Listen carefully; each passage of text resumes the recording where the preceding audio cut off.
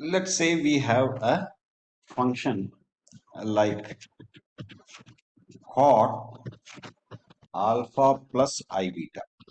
Now what we want to do is separate out alpha and I beta so that we get two parts, one which is a real part, the other is going to be the imaginary part. So let's see how we can do that. Now we know cot is nothing but cos by sine. So cos alpha plus I beta by sine alpha plus I beta. Now we need to rationalize this. So let's multiply this numerator and denominator by sine alpha minus I beta by sine alpha minus I beta. Now,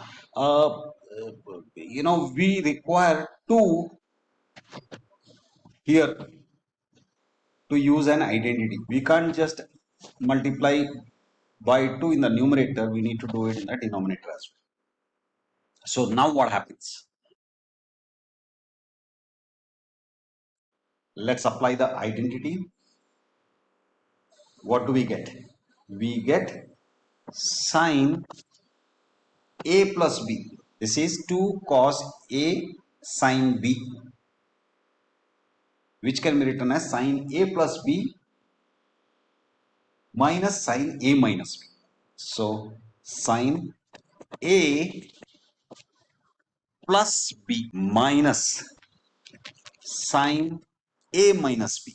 So sine a minus b alpha plus I beta minus alpha plus I beta divided by, now 2 sine A sine B will be equal to what? It will be cos A minus B minus cos A plus B. So cos A minus B minus cos A plus B. So alpha plus IB plus alpha minus IB. Okay. Now here IB cancels, alpha cancels, alpha cancels, IB cancels. Not AB, alpha beta. Okay. So sine 2 alpha minus sine 2 I beta divided by cos 2 I beta minus cos 2 alpha. Sine 2 alpha, we leave it as it is. Now sine 2 I beta can be written as I hyperbolic sine of 2 beta divided by cos 2 I beta can be written as hyperbolic cos of 2 beta minus cos 2 alpha. Now if you notice, this is the real part, this is the imaginary part. So we don't actually have to write it, but if you write it, it becomes very explicitly clear that we have split it into 2 parts. Hyperbolic cos of 2 beta minus cos 2 alpha minus I hyperbolic sine of 2 beta by hyperbolic cos of 2 beta minus cos 2 alpha. So real part and imaginary part. Okay. So you got the idea. Now let's see. Let's look at the second one. Hyperbolic sine of alpha plus I beta. Now we did this as A, this as B. So hyperbolic sine of A plus B. We know that identity. So that is going to be hyperbolic sine of alpha hyperbolic cos of I beta plus hyperbolic cos of alpha hyperbolic sine of I beta. This we leave it as it is. This can be converted To remove this I, we can convert it to cos beta plus hyperbolic cos of alpha I sin beta. So we could have written this I in the beginning itself. So this becomes the real part and this becomes the imaginary part. Just two steps. Okay, let's look at the third one. Hyperbolic cos of alpha plus I beta. Hyperbolic cos of A plus B. So that would be hyperbolic cos of alpha, hyperbolic cos of I beta plus hyperbolic sine of alpha times hyperbolic sine of I beta. Now this would be equal to, this we leave it as it is, hyperbolic cos of alpha. From here we convert it into cos. So this I disappears, so cos B plus this one we convert it I sine beta hyperbolic sine of alpha. So again we have the real part and the imaginary. Okay, let's look at a little bit more. Hyperbolic secant of alpha plus I beta. Now we know this is 1 by hyperbolic cos of alpha plus I beta. Let's convert it into cos. Now here we will have to introduce one more I to convert it into cos. Cos I alpha plus I beta. Now you might wonder why I didn't do that here. Okay. Now let me just briefly go back there. So I have, let's say here I have cos I beta. Now if I convert it into cos, this should become I times I beta, which means this will become cos I square beta, which will be cos minus beta, and cos minus beta is nothing but cos beta. So these are the steps involved in converting cos I beta to cos beta. Here I basically jumped. Here I had to be a little bit more explicit. That is why I am mentioning this. So now what happens? 1 by cos I alpha I square beta, that means minus beta. And now I do the rationalization. So cos minus I alpha, remember the imaginary part sign is changed to get the conjugate, minus beta by cos I minus I alpha minus beta. Now this should be plus, this should be okay. So now again we require 2 here. So since we require 2 here, in the numerator also we have to introduce 2. Okay, so we end up with 2 cos. Now minus we can take common out. So we have I alpha plus beta divided by 2 cos A again. Okay, so we need to take care of this as well. So 2 cos I alpha minus beta. Cos here again we can do the same thing.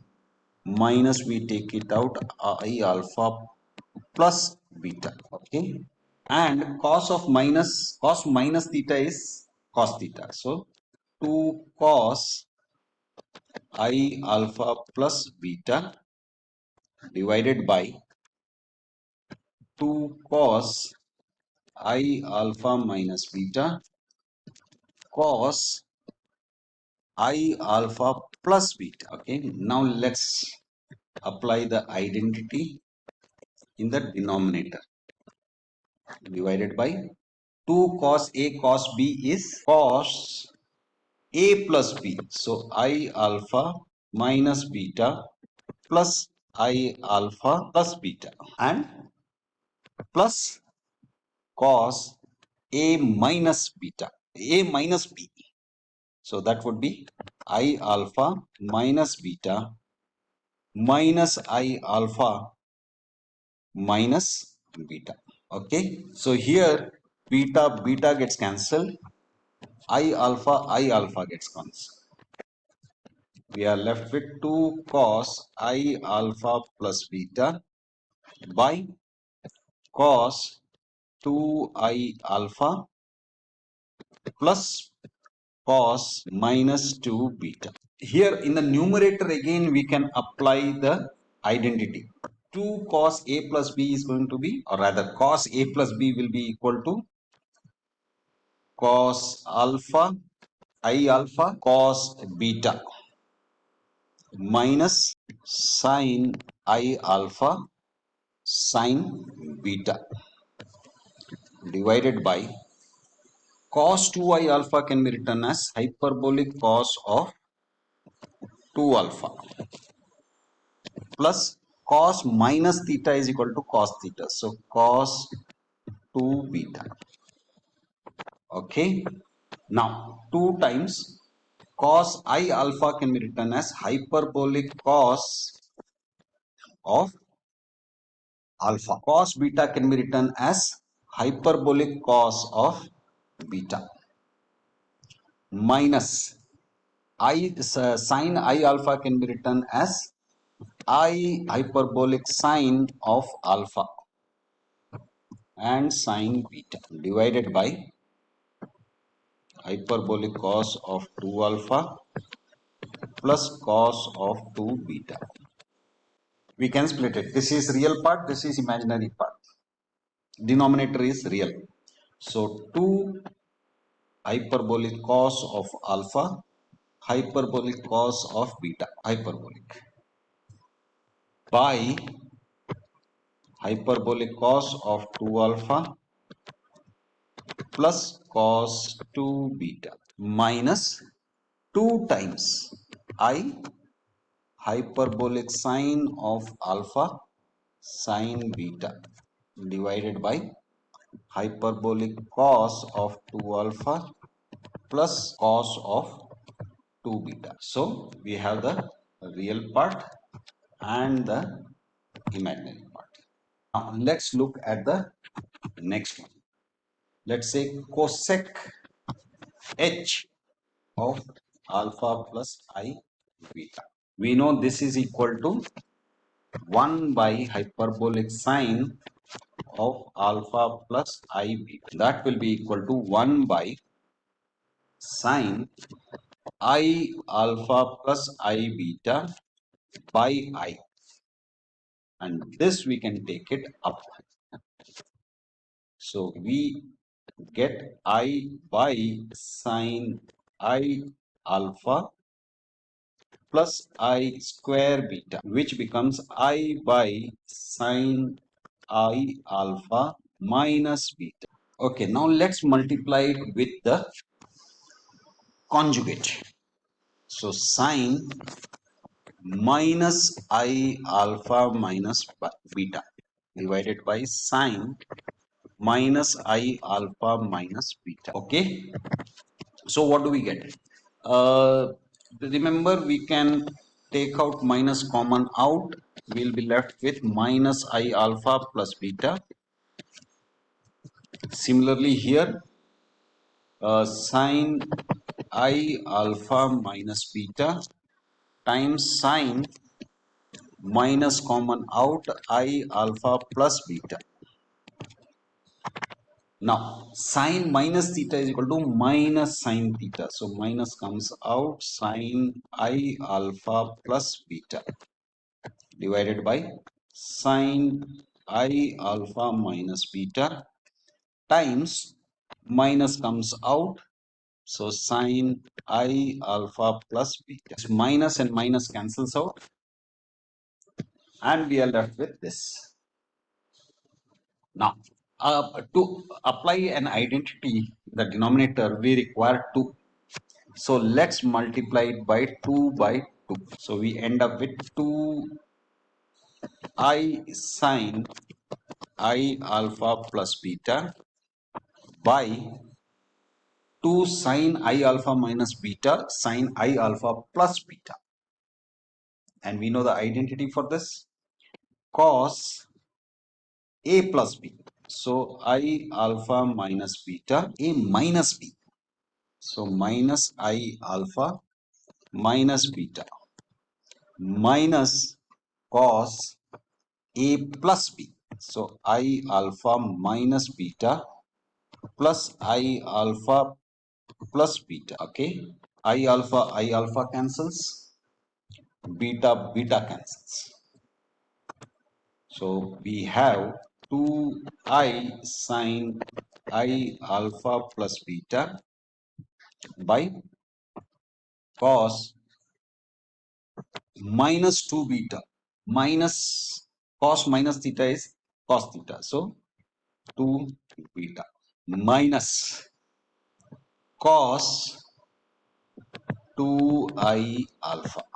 In the numerator, 2I is there. Now sine A plus B is there. So let's add up those two angles. We get sine I alpha cos beta plus cos I alpha sine beta divided by cos 2 beta minus cos. This we can get rid of this I by making it as a hyperbolic cos of 2 alpha. So we have got rid of I in the denominator. Now in the numerator what happens?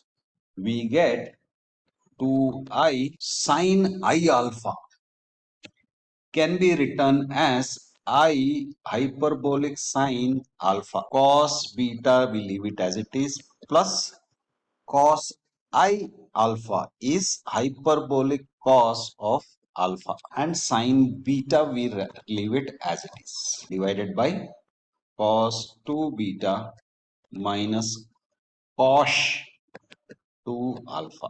Here let's open up this bracket. So I square becomes minus 1.